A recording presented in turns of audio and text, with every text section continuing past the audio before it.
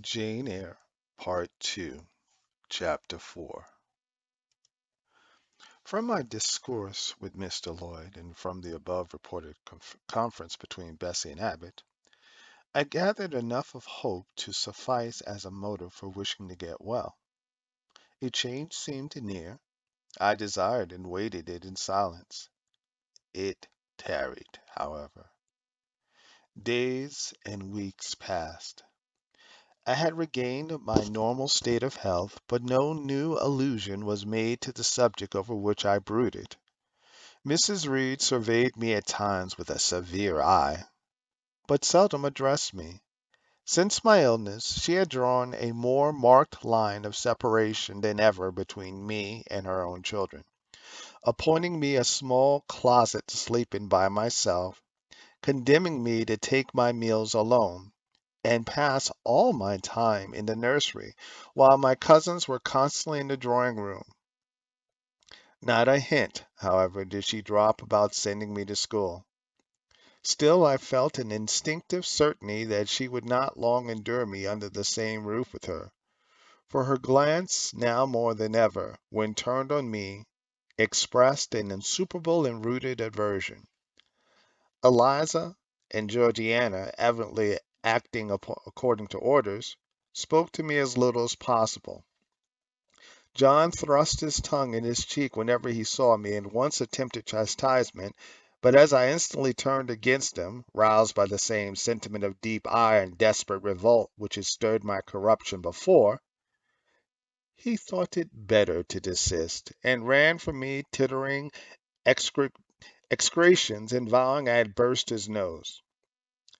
I had indeed leveled at that prominent feature as hard a blow as my knuckles could inflict, and when I saw that either that or my look daunted him, I had the greatest inclination to follow up my advantage to purpose. But he was already with his mamma. I heard him in a blubbering tone commence the tale of how "that nasty Jane Eyre" had flown at him like a madcat. He was stopped rather harshly. "Don't talk to me about her, John. I told you not to go near her. She is not worthy of notice. I do not choose that either you or your sisters should associate with her." Here, leaning over the banister, I cried out suddenly, and without at all deliberating on my words, "They are not fit to associate with me." Mrs. Reed was rather a stout woman, but, on hearing this strange and audacious declaration, she ran nimbly up the stair, swept me like a whirlwind into the nursery, and crushing me down on the edge of my crib, dared me in an emphatic voice to rise from that place or utter one syllable during the remainder of the day. "What would Uncle Reed say to you if he were alive?" was my scarcely voluntary demand. I say scarcely voluntary, for it seemed as if my tongue pronounced words without my will consenting to their utterance. Something spoke out of me over which I had no control. "What?" said Mrs. Reed under her breath. Her usually cold, composed gray eye became troubled with a look like fear. She took her hand from my arm, and gazed at me as if she really did not know whether I was child or fiend. I was now in for it. "My Uncle Reed is in heaven, and can see all you do and think, and so can Papa and Mamma.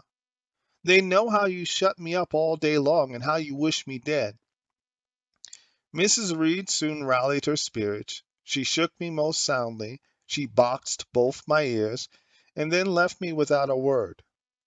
Betsy supplied the hiatus by a homily of an hour's length, in which she proved beyond a doubt that I was the most wicked and abandoned child ever reared under a roof. I half believed her, for I felt indeed only bad feelings surging in my breast. November, December, and half of January passed away. Christmas and the New Year had been celebrated at Gateshead with the usual festive cheer. Presents had been interchanged, dinners and even parties given. From every enjoyment I was, of course, excluded. My share of the gaiety consisted in witnessing the daily appareling of Eliza and Georgiana, and seeing them descend to the drawing room, dressed out in thin muslin frocks and scarlet sashes, with hair elaborately ringletted, and afterwards in listening to the sounds of the piano or the harp played below, to the passing to and fro of the butler and footman, to the jingling of glass and china as refreshments were handed, to the broken hum of conversation as the drawing room door opened and closed. When tired of this occupation, I would retire from the stairhead to the solitary and silent nursery. There, though somewhat sad, I was not miserable. To speak truth, I had not the least wish to go into company, for in company I was very rarely noticed, and if Betsy had but been kind and companionable, I should have deemed it a treat to spend the evening quietly with her, instead of passing them under the formidable eye of Mrs. Reed in a room full of ladies and gentlemen. But Betsy, as soon as she had dressed her young ladies, used to take herself off to the lively regions of the kitchen and housekeeper's room, generally bearing the candle along with her. I then sat with my doll on my knee till the fire got low, glancing around occasionally to make sure that nothing worse than myself haunted the shadowy room. And when the embers sank to a dull red, I undressed hastily, tugging at knots and strings as I best might, and sought shelter from cold and darkness in my crib. To this crib I always took my doll. Human beings must love something, and, in the dearth of worthier objects of affection, I contrived to find a pleasure in loving and cherishing a faded graven image, shabby as a miniature scarecrow. It puzzles me now to remember with what absurd sincerity I doted on this little toy, half fancying it alive and capable of sensation. I could not sleep unless it was folded in my nightgown, and when it lay there safe and warm, I was comparatively happy, believing it to be happy likewise. Long did the hours seem while I waited the departure of the company, and listened for the sound of Bessie's step on the stairs. Sometimes she would come up in the interval to seek her thimble or her scissors, or perhaps to bring me something by way of supper, a bun or a cheesecake. Then she would sit on the bed while I ate it, and when I had finished she would tuck the clothes round me, and twice she kissed me and said, "Good night, Miss Jane." When thus gentle, Betsy seemed to me the best, prettiest, kindest being in the world, and I wished most intensely that she would always be so pleasant and amiable, and never push me about or scold or tax me unreasonably, as she was too often wont to do. Betsy Lee must, I think, have been a girl of good natural capacity, for she was smart in all she did, and had a remarkable knack of narrative, so at least I judge from the impression made on me by her nursery tales. She was pretty, too, if my recollection of her face and person are correct. I remember her as a slim young woman with black hair, dark eyes, very nice features, and a good, clear complexion. But she had a capricious and hasty temper, and indifferent ideas of principle or justice. Still, such as she was, I preferred her to anyone else at Gateshead Hall. It was the 15th of January, about 9 o'clock in the morning. Betsy was gone down to breakfast. My cousins had not yet been summoned to their mamma. Eliza was putting on her bonnet and warm garden coat to go and feed her poultry, an occupation of which she was fond, and not less so of selling the eggs to the housekeeper and hoarding up the money she thus obtained. She had a turn for traffic and a marked propensity for saving, shown not only in the vending of eggs and chickens, but also in driving hard bargains with the gardener about flower roots, seeds, and slips of plants, that functionary having orders from Mrs. Reed to buy of his young lady all the products of her partners she wished to sell. And Eliza would have sold the hair off her head if she could have made a handsome profit thereby. As to her money, she first secreted it in odd corners wrapped in a rag or an old curl paper, but some of these hoards having been discovered by the housemaid Eliza, fearful of one day losing her valued treasure, consented to entrust it to her mother at a usurious rate of interest, 50 or 60%, which interest she exacted every quarter, keeping her accounts in a little book with anxious accuracy. Georgiana sat on a high stool, dressing her hair at the glass, and interweaving her curls with artificial flowers and faded feathers, of which she had found a store in a drawer in the attic. I was making my bed, having received strict orders from Bessie to get it arranged before she returned, for Bessie now frequently employed me as a sort of under nursery maid to tidy the room, and dust the chairs, etc. Having spread the quilt and folded my nightdress, I went to the window seat to put in order some picture books and doll's house furniture scattered there.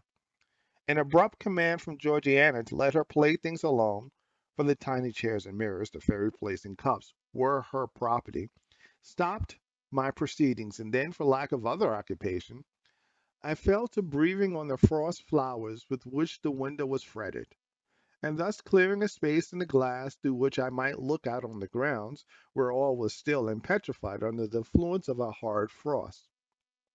From this window were visible the porter's lodge and the carriage road, and just as I had dissolved so much of the silver white foliage veiling the vanes as left room to look out, I saw the gates thrown open and a carriage roll through. I watched it ascending the drive with indifference. Carriages often came to Gateshead, but none ever brought visitors in whom I was interested. It stopped in front of the house. The doorbell rang loudly. The newcomer was admitted.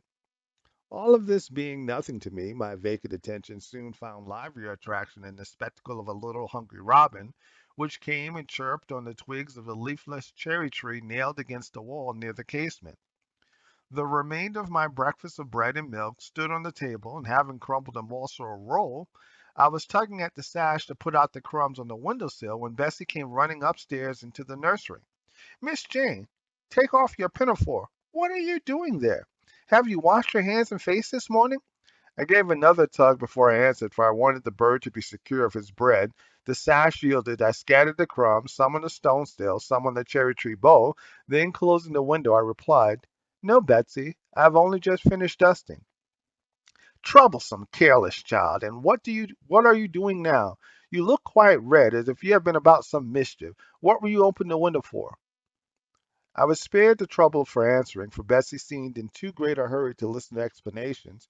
She hauled me to the washstand, inflicted a merciless but happily brief scrub on my face and hands with soap, water, and a coarse towel, disciplined my head with a bristly brush, denuded me of my pinafore, and then hurrying me to the top of the stairs, bid me go down directly, as I was wanted in the breakfast room. I would have asked who wanted me. I would have demanded if Mrs. Reed was there, but Betsy was already gone and had closed the nursery door upon me. I slowly descended. For nearly 3 months I had never been called to Mrs. Reed's presence. Restricted so long to the nursery, the breakfast, the dining, and drawing rooms were becoming for me awful regions onto which it dismayed me to intrude. I now stood in the empty hall. Before me was the breakfast room door, and I stopped, intimidated and trembling.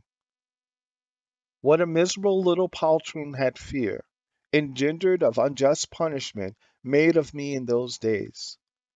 I feared to return to the nursery, and feared to go forward to the parlor. 10 minutes I stood in agitated hesitation. The vehement ringing of the breakfast room bell decided me. I must enter. Who could want me? I asked inwardly, as with both hands I turned the stiff door handle, which, for a second or two, resisted my efforts. What should I see beside Aunt Reed in the apartment? A man or a woman? The handle turned, the door unclosed, and passing through and cursing low, I looked up at a black pillar? Such at least appeared to me at first sight the straight, narrow, sable-clad shape standing erect on the rug. The grim face at the top was like a carved mask placed upon the shaft by way of capital. Mrs. Reed occupied her usual seat by the fireside. She made a signal to me to approach. I did so, and she introduced me to the stony stranger with the words, "This is the little girl respecting whom I applied to you." He, for it was a man, turned his head slowly towards where I stood, and having examined me with two inquisitive looking gray eyes which twinkled under a pair of bushy brows, said solemnly and in a bass voice, "Her size is small. What is her age?" "10 years." "So much?" was the doubtful answer, and he prolonged his scrutiny for some minutes. Presently he addressed me. "Your name, little girl?" "Jane, Jane Eyre, sir." In uttering these words I looked up. He seemed to me a tall gentleman, but then I was very little. His features were large, and they and all the line of his frame were equally harsh and prim. "Well, Jane Eyre, and are you a good child?" Impossible to reply to this in the affirmative. My little world held a contrary opinion. I was silent. Mrs. Reed answered for me by an expressive shake of the head, adding soon, "Perhaps the less said on that subject the better, Mr. Brocklehurst." Sorry indeed to hear it. She and I must have some talk. And bending from the perpendicular, he installed his person in the armchair opposite Mrs. Reed. "Come here," he said. I stepped across the rug. He placed me square and straight before him. What a face he had, now that it was almost on a level with mine. What a great nose, and what a mouth, and what large prominent teeth. "No sight so sad as that of a naughty child," he began. "Especially a naughty little girl. Do you know where the wicked go after death?" "They go to hell," was my ready and orthodox answer. "And what is hell? Can you tell me that?" "A pit full of fire." "And should you like to fall into that pit, and to be burning there forever?" "No, sir." "What must you do to avoid it?" I deliberated a moment. My answer, when it did come, was objectionable. I must keep in good health and not die. "How can you keep in good health? Children younger than you die daily. I buried a little child of 5 years old only a day or two since. A good little child whose soul is now in heaven. It is to be feared the same could not be said of you were you to be called hence." Not being in a condition to remove his doubt, I only cast my eyes down on the two large feet planted on the rug and sighed, wishing myself far enough away. "I hope that sigh is from the heart, and that you repent of ever having been the occasion of discomfort to your excellent benefactress." "Benefactress? Benefactress?" said I inwardly. "They all call Mrs. Reed my benefactress. If so, a benefactress is a disagreeable thing." "Do you say your prayers night and morning?" continued my interrogator. "Yes, sir." "Do you read your Bible?" "Sometimes." "With pleasure? Are you fond of it?"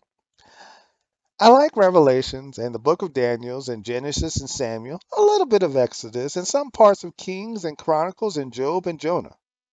"And the Psalms?" "I hope you like them." "No, sir." "No? Oh, shocking! I have a little boy younger than you who knows 6 Psalms by heart, and when you ask him which he would rather have, a gingerbread nut to eat or a verse of Psalms to learn, he says, 'Oh, the verse of a psalm. Angels sing psalms,' says he. 'I wish to be a little angel here below.' He then gets 2 nuts in recompense for his infant piety." "Psalms are not interesting," I remarked.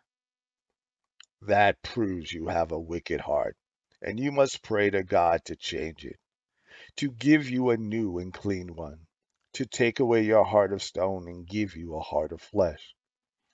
I was about to propound a question touching the manner in which the operation of changing my heart was to be performed, when Mrs. Reed interposed, telling me to sit down. She then proceeded to carry on the conversation herself.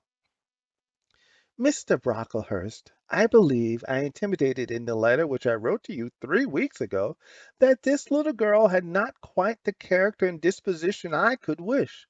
Should you admit her into Lowood School, I should be glad if the superintendent and teachers were requested to keep a strict eye on her, and, above all, to guard against her worst fault, a tendency to deceit. I mention this in your hearing, Jane, that you may not attempt to impose on Mr. Brocklehurst. Well, might I dread, might I dislike Mrs. Reed, for it was her nature to wound me cruelly. Never was I happy in her presence, however carefully I obeyed, however strenuously I strove to please her. My efforts were still repulsed and repaid by such sentences as the above.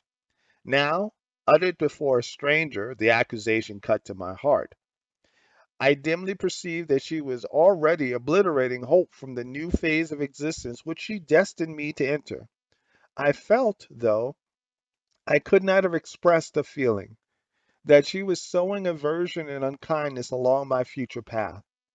I saw myself transformed under Mr. Brockburst's eye into an artful, noxious child, and what could I do to remedy the energy? Nothing indeed, thought I, as I struggled to repress a sob, and hastily wiped away some tears, the impotent evidence of my anguish. Deceit is, indeed, a sad fault in a child, said Mr. Brocklehurst. It is akin to falsehood, and all liars will have their portion in the lake burning with fire and brimstone. She shall, however, be watched, Mrs. Reed. I will speak to Miss Temple and the teachers. I should wish her to be brought up in a manner suiting her prospects, continued my benefactress, to be made useful, to be kept humble. As for the vacations, she will, with your permission, spend them always at Lowood. Your decisions are perfectly judicious, madam, returned Mr. Brocklehurst. Humility is a Christian grace, and one peculiarly appropriate to the pupils of Lowood. I, therefore, direct that of special care shall be bestowed on its cultivation among them. I have studied how best to mortify in them the worldly sentiment of pride, and only the other day I had a pleasing proof of my success. My second daughter, Augusta, went with her mamma to visit the school, and on her return she exclaimed, "Oh, dear papa, how quiet and plain all the girls at Lowood look, with their hair combed behind their ears and their long pinafores and those little Holland pockets outside their frocks. They're almost like poor people's children.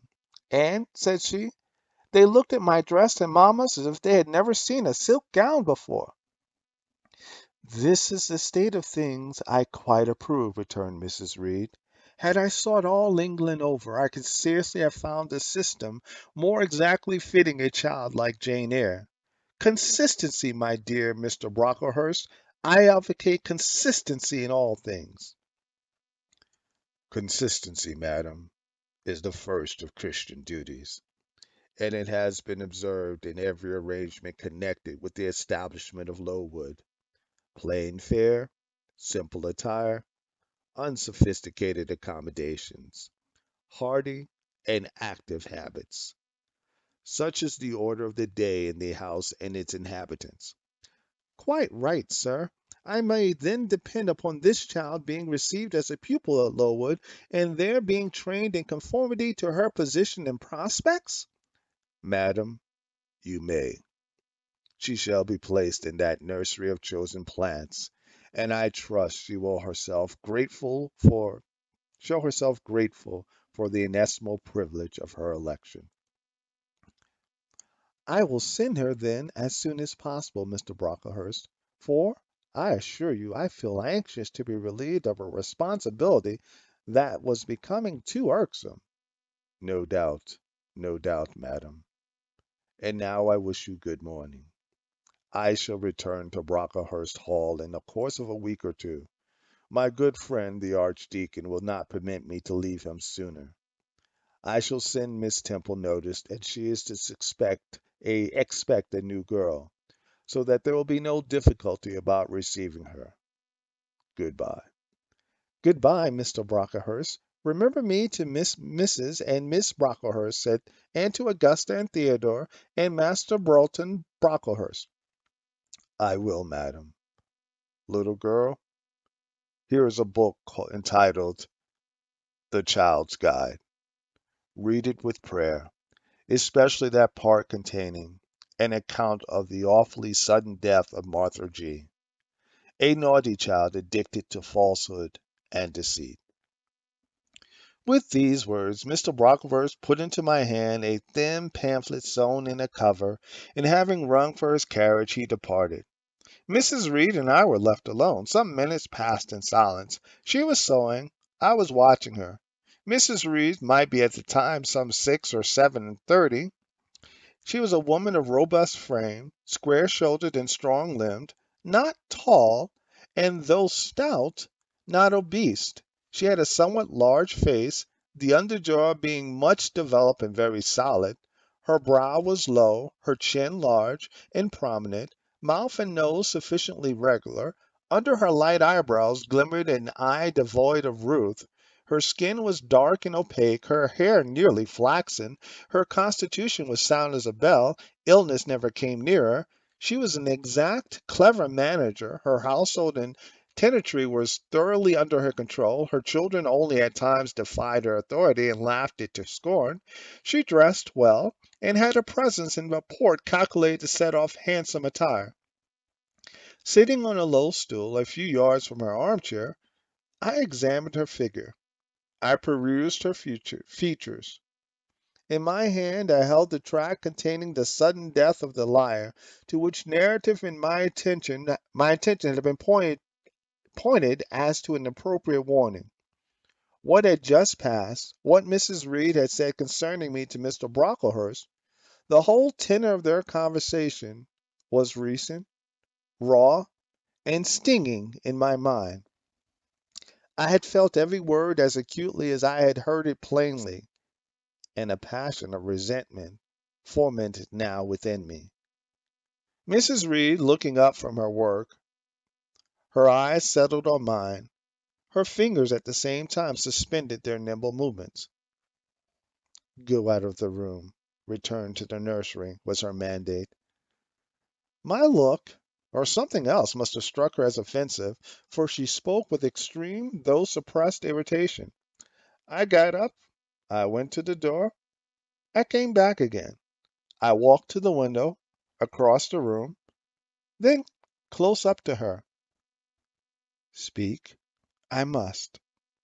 I have been trodden on severely, and must turn. But how? What strength had I to dart retaliation at my antagonist? I gathered my energies and launched them in this blunt sentence. I am not deceitful. If I were, I should say I loved you.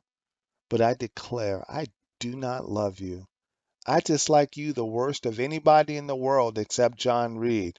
And this book about the liar, you may give it to your girl Georgiana, for it is she who tells lies, and not I. Mrs. Reed's hands still lay on her work inactive. Her eye of ice continued to dwell freezingly on mine. What more have you to say? She asked, rather in the tone in which a person might address an opponent of adult age than such as ordinarily used to a child. That eye of hers, that voice, stirred every antipathy I had. Shaking from head to foot, thrilled with ungovernable excitement, I continued, I am glad you are no relation of mine. I will never call you aunt again as long as I live. I will never come to see you when I am grown up. And if anyone asks me how I liked you and how you treated me, I will say the very thought of you makes me sick, and that you treated me with miserable cruelty. How dare you affirm that, Jane Eyre? How dare I, Mrs. Reed? How dare I? Because it is the truth. You think I have no feelings, and that I can do without one bit of love or kindness, but I cannot live so. And you have No pity. I shall remember how you thrust me back, roughly and violently, and thrust me back into the red room, and locked me up there to my dying day, though I was in agony, though I cried out, while suffocating with distress, have mercy, Aunt Reed, and the punishment you made me suffer, because your wicked boy struck me, knocked me down for nothing. I will tell anybody who asks me questions this exact tale. People think you are a good woman, but you are bad, hard-hearted. You are deceitful. How dare I, Mrs. Reed? How dare I? Because it is the truth. Ere I had finished this reply, my soul began to expand, to exult, with the strangest sense of freedom, of triumph I ever felt. It seemed as if an invisible bond had burst, and that I had struggled out into an hope for liberty. Not without cause was this sentiment. Mrs. Reed looked frightened. Her work had slipped from her knee. She was lifting up her hands, rocking herself to and fro, and even twisted her face as if she would cry. Jane, you are under a mistake. What is the matter with you? Why do you tremble so violently? Would you like to drink some water? No, Mrs. Reed. Is there anything else you wish for, Jane? I assure you, I desire to be your friend. Not you. You told Mr. Brocklehurst I had a bad character, a deceitful disposition, and I'll let everybody at Lowood know what you are and what you have done. Jane, you don't understand these things. Children must be corrected for their faults. Deceit is not my fault, I cried out in a savage high voice. But you are passionate, Jane. That you must allow. And now return to the nursery. There's a dear, and lie down a little. I am not your dear. I cannot lie down. Send me to school soon, Mrs. Reed, for I hate to live here. I will indeed send her to school soon, murmured Miss Reed sotto voce, and gathering up her work, she abruptly quitted the apartment. I was left there alone, winner of the field. It was the hardest battle I had fought, and the first victory I had gained. I stood a while on the rug where Mr. Brockhurst had stood, and I enjoyed my conqueror's solitude. First, I smiled to myself and felt elate, but this fierce pleasure subsided in me as fast as did the accelerated throb of my pulses. A child cannot quarrel with its elders as I had done, cannot give its furious feelings uncontrolled play as I had given mine, without experiencing afterwards the pang of remorse and the chill of reaction. A ridge of lighted heath, alive, glancing, devouring, would have been a meet element of my mind when I accused and menaced Mrs. Reed. The same ridge, black and blasted after the flames are dead, would have represented as meetly my subsequent condition, when half an hour's silence and reflection had showed me the madness of my conduct and the dreariness of my hated and hating position. Something of vengeance I had tasted for the first time, and as aromatic wine it seemed, on swallowing warm and racy, its after flavor, metallic and corroding, gave me a sensation as if I had been poisoned. Willingly would I now have gone and asked Mrs. Reed pardon, but I knew, partly from experience and partly from instinct, that was the way to make her repulse me with double scorn, thereby re-exciting every turbulent impulse of my nature. I would fain exercise some better faculty than that of fierce speaking, fain find nourishment for some less fiendish feeling than that of sober indignation. I took a book, some Arabian tales. I sat down and endeavored to read.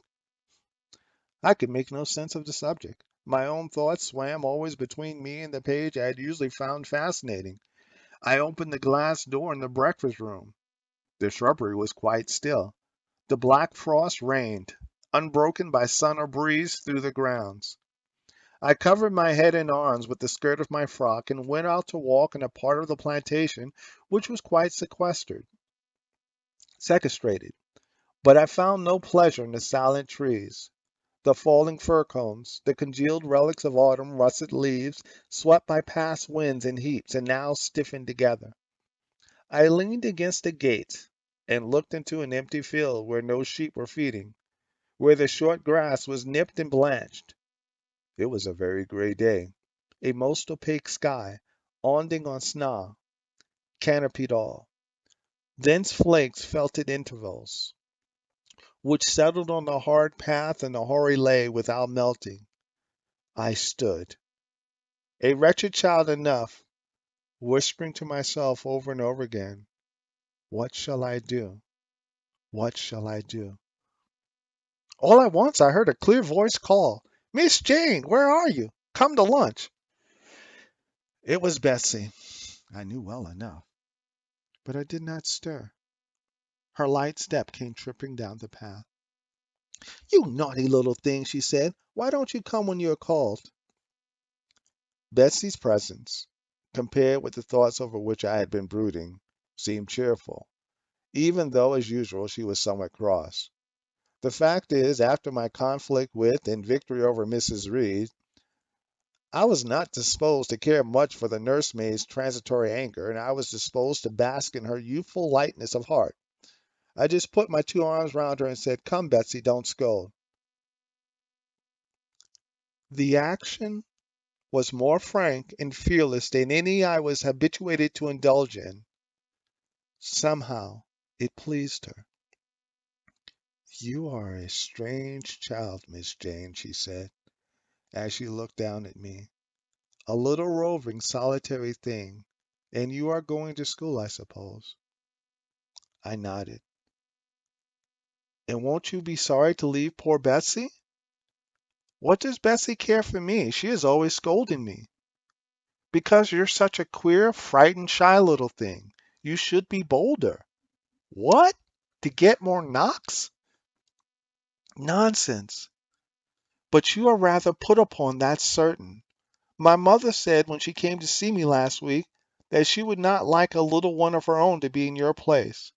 Now, come in. I've got some good news for you. I don't think you have, Bessie. Child, what do you mean? What sorrowful eyes you fix on me? Well, but Mrs. and the young ladies and Master John are going out to tea this afternoon, and you shall have tea with me. I'll also cook to bake you a little cake, and then you shall help me to look over your drawers, for I am soon to pack your trunk. Mrs. intends you to leave Gateshead in a day or two, and you shall choose what toys you like to take with you. Betsy, you must promise not to scold me any more till I go. Well, I will. But mind you, you are a very good girl, and don't be afraid of me. Don't start when I chance to speak rather sharply. It's so provoking.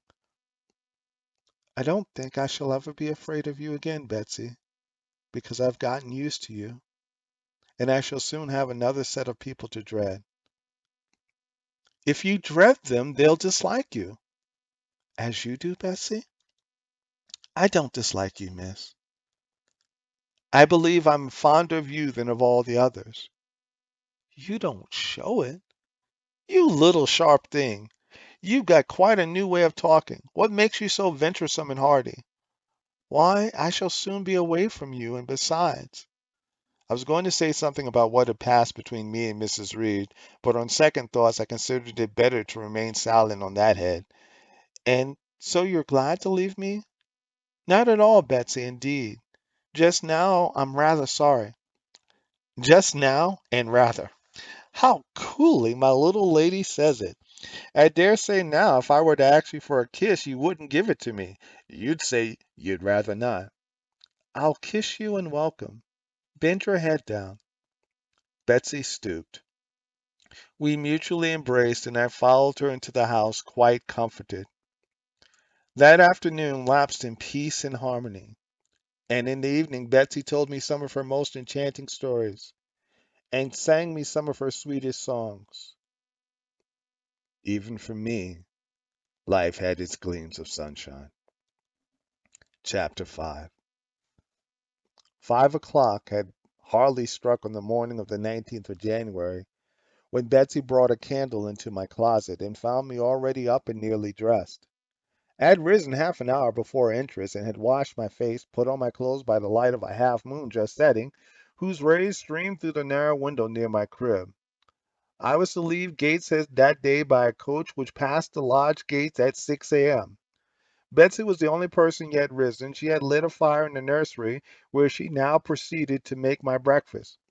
Few children can eat when excited with the thoughts of a journey, nor could I. Betsy, having pressed me in vain to take a few spoonfuls of the boiled milk and bread she had prepared for me, wrapped up some biscuits in a paper and put them into my bag. Then she helped me on with my pelisse and bonnet and wrapped herself in a shawl. She and I left the nursery. As we passed Mrs. Reed's bedroom, she said, "Will you go in and bid Mrs. goodbye?" "No, Betsy.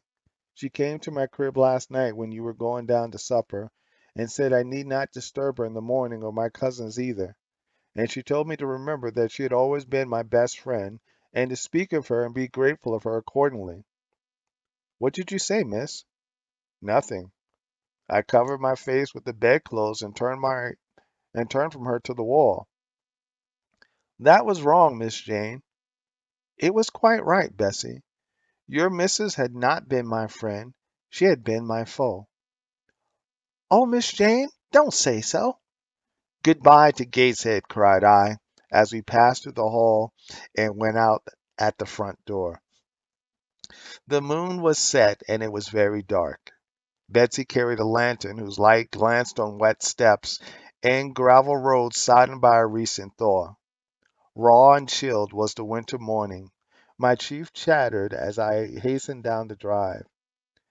There was a light in the porter's lodge when we reached it. We found the porter's wife just kindling her fire. My trunk, which had been carried down the evening before, stood corded at the door. It wanted but a few minutes of 6, and shortly after that hour had struck, the distant roll of wheels announced the coming coach. I went to the door and watched his lamps approach rapidly through the gloom. "Is she going by herself?" asked the porter's wife. "Yes." "And how far is it?" "50 miles." "What a long way! I wonder Miss Reeves is not afraid to trust her so far alone." The coach drew up. There was at the gates were its 4 horses and its top laden with passengers. The guard and coachman loudly urged haste. My trunk was hoisted up. I was taken from Bessie's neck, to which I clung with kisses. "Be sure and take good care of her," cried she to the guard as he lifted me into the inside. "Aye, aye," was the answer. The door was slapped to, a voice exclaimed, "All right," and on we drove. Thus was I severed from Betsy and Gateshead, thus whirled away to unknown and, I then deemed, remote and mysterious regions. I remember but little of the journey. I only know that the days seemed to me a preternatural length, that we appeared to travel over hundreds of miles of road. We passed through several towns, and in one, a very large one, the coach stopped. The horses were taken out, and the passengers alighted to dine.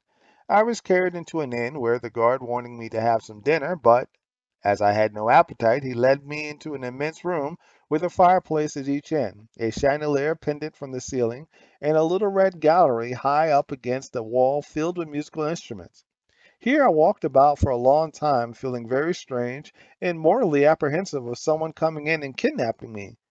For I believed in kidnappers, their exploits having frequently figured in Bessie's fireside chronicles. At last the guard returned. Once more I was stowed away in the coach. My protector mounted his own seat, sounded his hollow horn, and away we rattled over the stony street of L. The afternoon came on wet and somewhat misty. As it waned into dusk, I began to feel that we were getting very far indeed from Gateshead. We ceased to pass through towns. The country changed. Great gray hills heaved up around the horizon. As twilight deepened, We descended a valley, dark with wood, and long after night had overclouded the prospect, I heard a wild wind rushing amongst trees. Lulled by the sound, I at last dropped to sleep. I had not long slumbered when the sudden cessation of motion awoke me. The coach door was open, and a person like a servant was standing at it. I saw her face and dress by the light of the lamps. "Is there a little girl called Jane Eyre here?" she asked. I answered yes, and was then lifted out. My trunk was handed down, and the coach instantly drove away. I was stiff with long sitting, and bewildered with the noise and motion of the coach. Gathering my faculties, I looked about me. Rain, wind, and darkness filled the air. Nevertheless, I dimly discerned a wall before me and a door open in it. Through this door I passed with my new guide. She shut and locked it behind her. There was now visible a house or houses, for the building spread far, with many windows and lights burning in some. We went up a broad, pebbly path, splashing wet, and was admitted at a door. Then the servant led me through a passage into a room with a fire, where she left me alone. I stood and warmed my numb fingers over the blaze. Then I looked around. There was no candle, but the uncertain light from the hearth showed, by intervals, papered walls, carpet, curtains, shining mahogany furniture. It was a parlor, not so spacious or splendid as the drawing room at Gateshead, but comfortable enough. I was puzzling to make out the subject of a picture on the wall when the door opened. An individual carrying a light entered. Another followed close behind. The first was a tall lady with dark hair, dark eyes, and a pale and large forehead. Her figure was partly enveloped in a shawl, her countenance was grave, her bearing erect. "The child is very young to be sent alone," said she, putting her candle down on the table. She considered me attentively for a minute or two, then further added, "She had better be put to bed soon. She looks tired." "Are you tired?" she asked, placing a hand on my shoulder. "A little, ma'am, and hungry too, no doubt. Let her have some supper before she goes to bed, Miss Miller. Is this the first time you have left your parents to come to school, my little girl?" I explained to her that I had no parents. She inquired how long they had been dead, then how old I was, what was my name, whether I could read, write, and sew a little. Then she touched my cheek gently with her forefinger, and saying she hoped I should be a good child, dismissed me along with Miss Miller. The lady I left might be about 29. The one who went with me appeared some years younger. The first appeared me by her voice, look, and air. Miss Miller was more ordinary, ruddy in complexion, though of a careworn countenance, hurried in gait and action, like one who had always a multiplicity of tasks on hand. She looked indeed, what I afterward found she really was, an under-teacher. Led by her, I passed from compartment to compartment, from passage to passage, of a large and irregular building, till, emerging from the total and somewhat dreary silence pervading the portion of the house we had traversed, we came upon the hum of many voices, and presently entered a wide, long room with great deal tables, two at each end, on each of which burnt a pair of candles, and seated all round on benches a congregation of girls of every age, from 9 or 10 to 20. Seen by the dim light of the dips, their numbers to me appeared countless, though not in reality exceeding 80. They were uniformly dressed in brown stuff frocks of quaint fashion and long holland pinafores. It was the hour of study.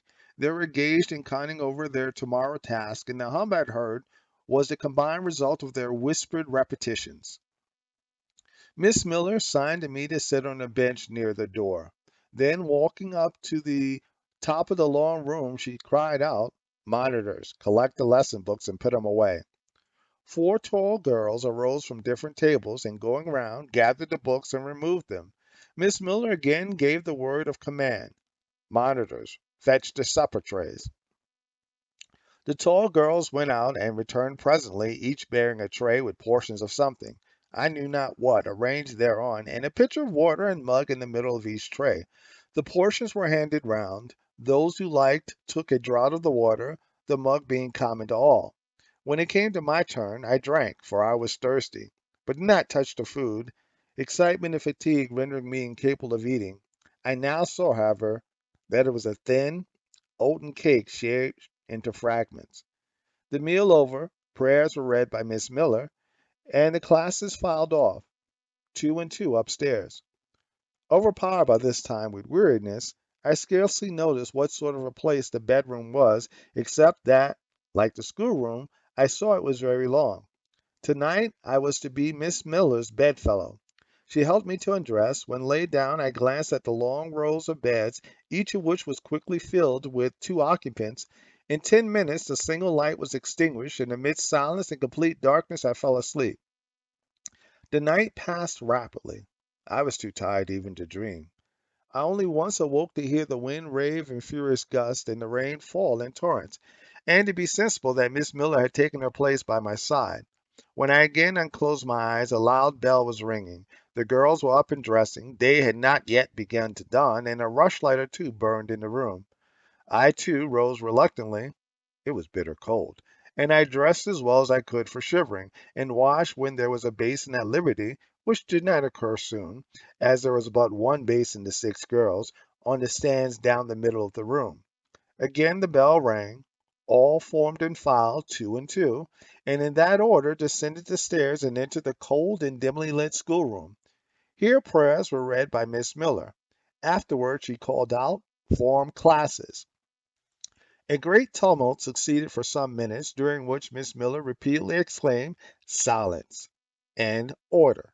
When it subsided, I saw them all draw up in four semicircles before four chairs placed at the four tables. All held books in their hands, and a great book, like the Bible, lay on each table before the vacant seat. A pause of some seconds succeeded, filled up by the low, vague hum of numbers. Miss Miller walked from class to class, hushing this indefinite sound. A distant bell tinkled. Immediately three ladies entered the room. Each walked to a table and took her seat.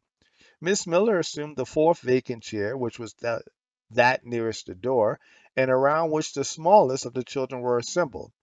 To this inferior class I was called and placed at the bottom of it. Business now began. The day's collect was repeated.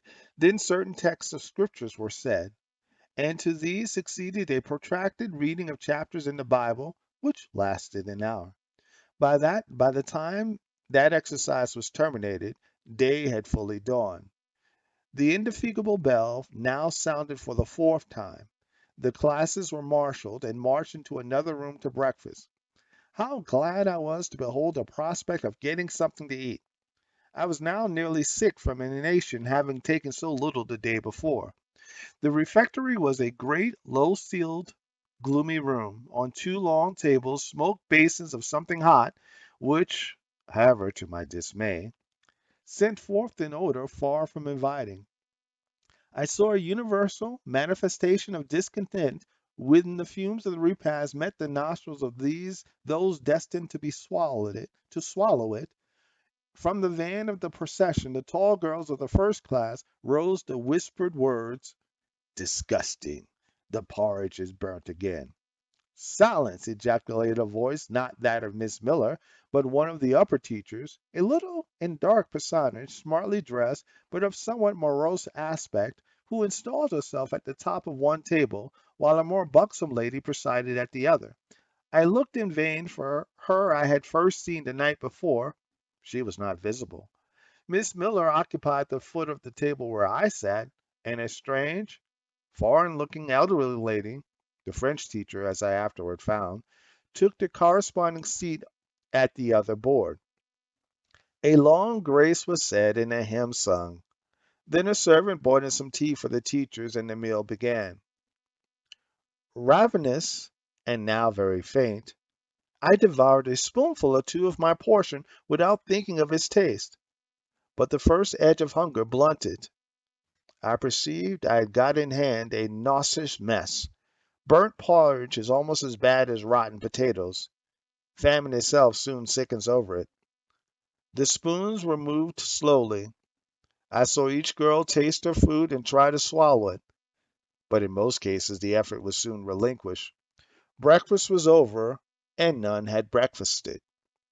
Thanks being returned for what we had not got, and a second hymn chanted. The refectory was evacuated for the schoolroom. I was one of the last to go out, and in passing the tables, I saw one teacher take a basin of the porridge and taste it. She looked at the others.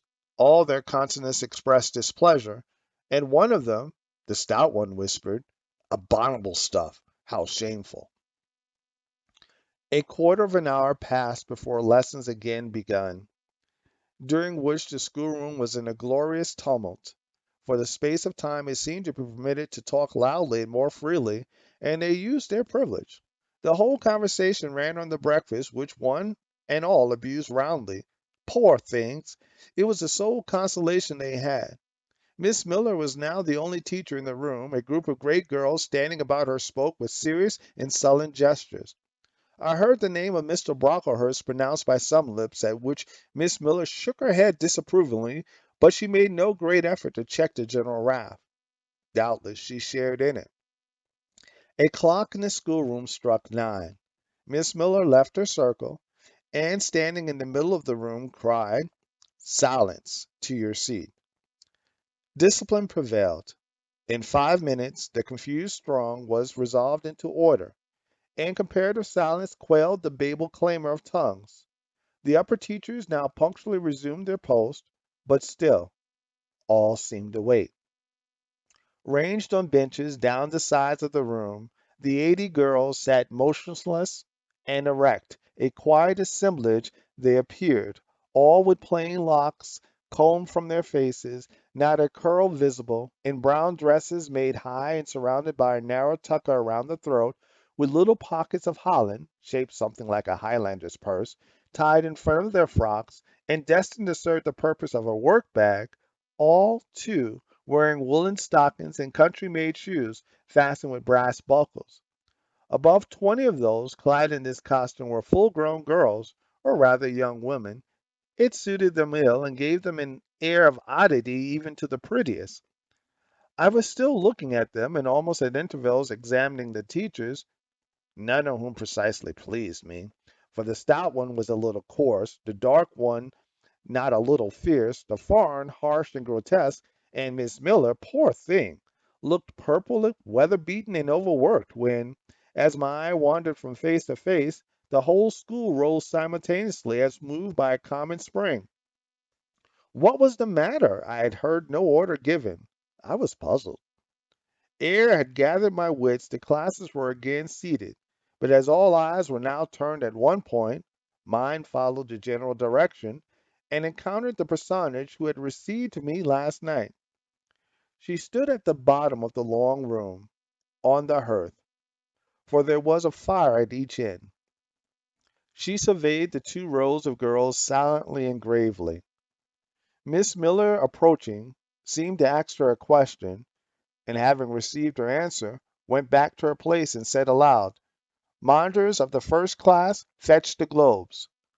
While the direction was being executed, the lady consulted moved slowly up the room. I suppose I have a considerable organ of veneration, for I retain yet the sense of admiring awe with which my eyes traced her steps. Seen now in broad daylight, she looked tall, fair, and shapely. Brown eyes with a benignant light in their irids, and a fine penciling of long lash round, relieved the whiteness of her large front. On each of her temples her hair, of a very dark brown, was clustered in round curls, according to the fashion of those times, when neither smooth bands nor long ringlets were in vogue. Her dress, also in the mode of the day, was of purple cloth, relieved by a sort of Spanish trimming of black velvet. A gold watch, watches were not so common then as now, shone at her girdle. Let the reader add, to complete the picture, refined features, a complexion, if pale, clear, and a stately air and carriage, and he will have, at least as clearly as words can give it, a correct idea of the exterior of Miss Temple.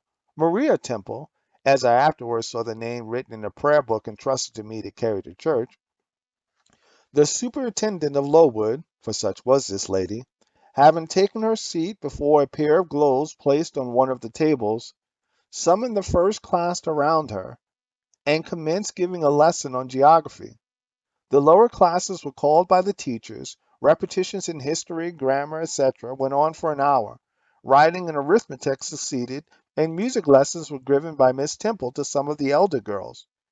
The duration of each lesson was measured by the clock, which at last struck 12. The superintendent rose. "I have a word to address to the pupils," said she. The tumult of cessation from lessons were already breaking forth, but it sank at her voice. She went on, "You had this morning a breakfast which you could not eat. You must be hungry. I have ordered that a lunch of bread and cheese shall be served to all." The teachers looked at her with a sort of surprise. "It is to be done on my responsibility," she added, in an explanatory tone to them, and immediately afterwards left the room. The bread and cheese were presently brought in and distributed, to the high delight and refreshment of the whole school. The order was now given to the garden. Each put on a coarse straw bonnet with strings of colored calico and a cloak of gray frieze. I was similarly equipped, and, following the stream, I made my way into the open air. The garden was a wide enclosure, surrounded with walls so high as to exclude every glimpse of prospect. A covered veranda ran down on one side, and broad walks bordered a middle space divided into scores of little beds. These beds were assigned as gardens for the pupils to cultivate, and each bed had an owner. When full of flowers, they would doubtless look pretty, but now, at the latter end of January, all was wintry blight and brown decay. I shuddered as I stood and looked round me. It was an inclement day for outdoor exercise, not positively rainy, but darkened by a drizzling yellow fog. All underfoot was still soaking wet with the floods of yesterday.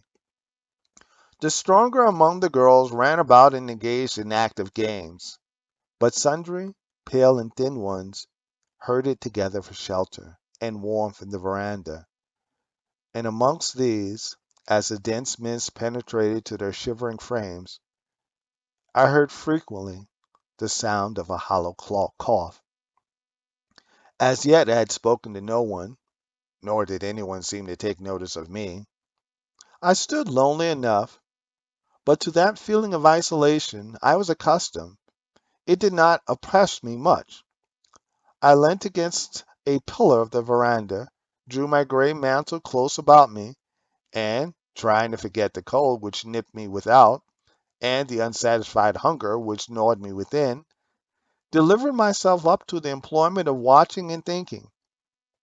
My reflections were too undefined and fragmentary to merit record. I hardly yet knew where I was, Gatehead, and my past life seemed floated away to an immeasurable distance. The present was vague and strange, and of the future I could form no conjecture. I looked round the covenant-like garden, and then up at the house, a large building, half of which seemed gray and old, the other half quite new. The new part contained the schoolroom and dormitory, was lit by mullion and latticed windows, which gave it a church-like aspect. A stone tablet over the door bore this inscription: Lowood Institution. This portion was built A.D. by Naomi Brocklehurst of Brocklehurst Hall in this country.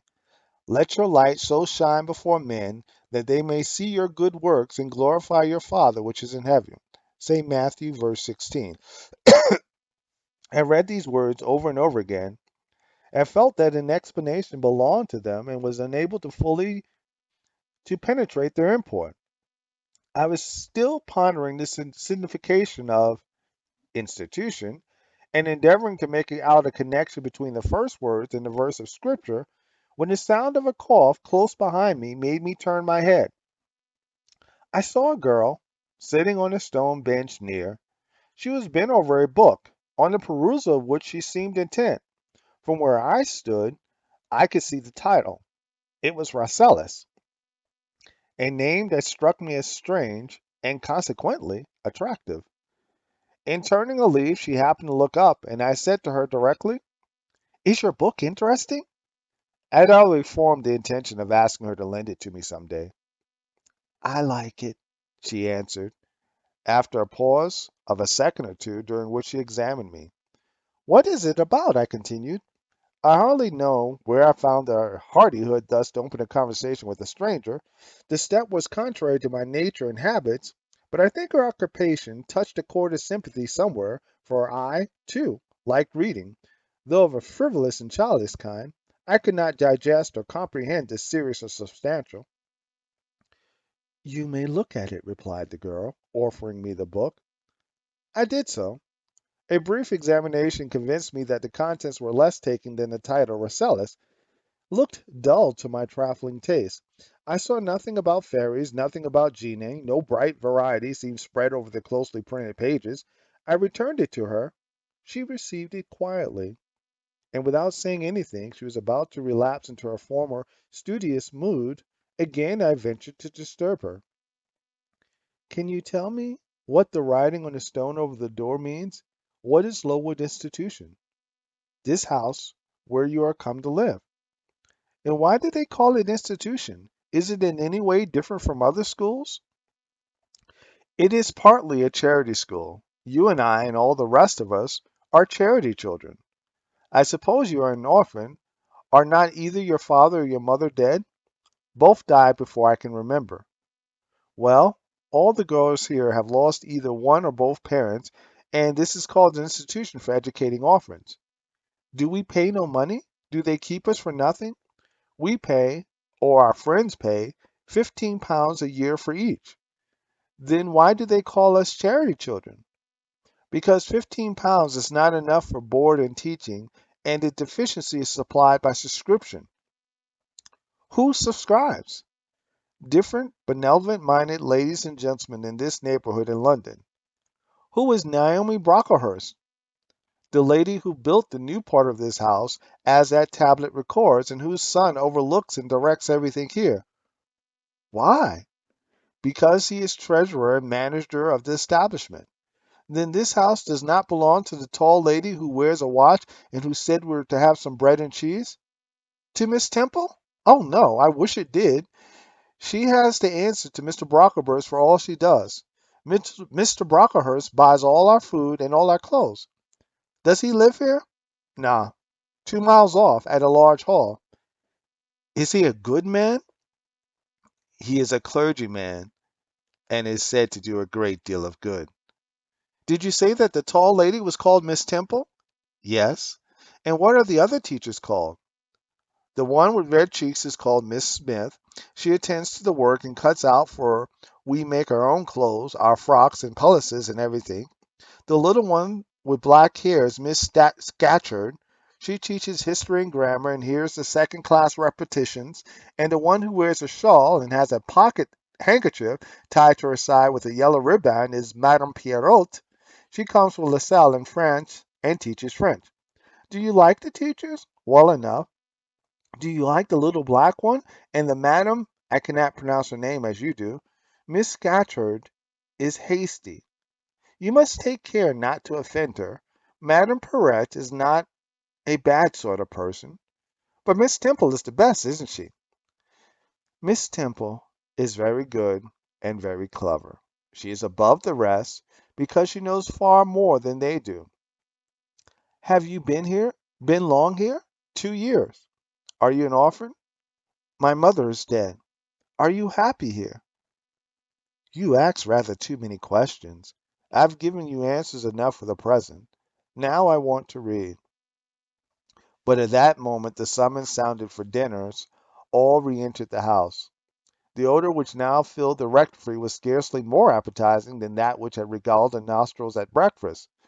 The dinner was served in two huge tin-plated vessels, whence rose a steamy, strong steam redolent of rancid fat. I found the mess to consist of indifferent potatoes and strange shreds of rusty meat, mixed and cooked together. Of this preparation a tolerably abundant plateful was apportioned to each pupil. I ate what I could, and wondered within myself whether each day's fare would be like this. After dinner, we immediately adjourned to the schoolroom. Lessons recommenced and were continued till 5 o'clock.